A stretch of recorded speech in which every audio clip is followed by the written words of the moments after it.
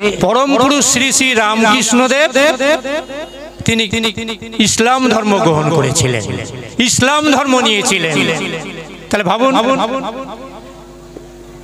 মানে হিন্দু ধর্মের নেতা কে? তাহলে পরম পুরুষ শ্রী শ্রী রামকৃষ্ণ দেব না এখানে শুভেন্দু অধিকারী?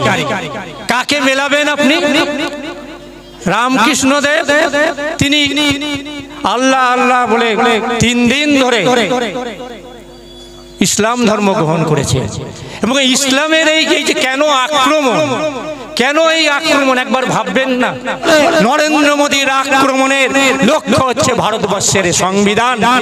মহাত্মা গান্ধী তিনি ভজন শুনতে ভালোবাসতেন এবং খুব জনপ্রিয় এবং ওনার খুব পছন্দের ভজন ছিল ঈশ্বর আল্লাহ তেরে নাম সবকো সুমতি দে ভগবান।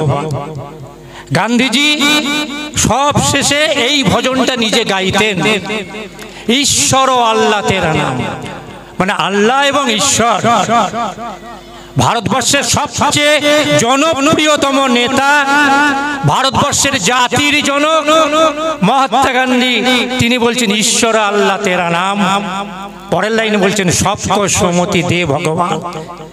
সবার সুমতি হয় না। এখন নরেন্দ্র মোদীর কি সুমতি আশা করেন নাকি কেউ?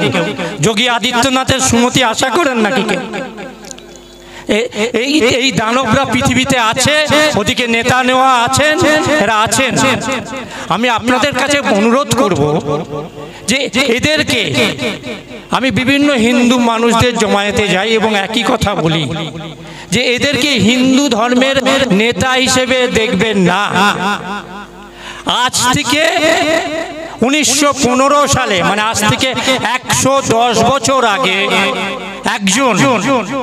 একজন লেখক, তিনি নোবেল প্রাইজ পেয়েছিলেন, রোমারওয়ালা বলে তার নাম।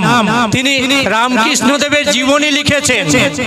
সেই রামকৃষ্ণদেবের জীবনী লিখতে গিয়ে লিখছেন যে পরম পুরুষ শ্রী শ্রী রামকৃষ্ণদেব তিনি ইসলাম ধর্ম গ্রহণ করেছিলেন, ইসলাম ধর্ম নিয়েছিলেন।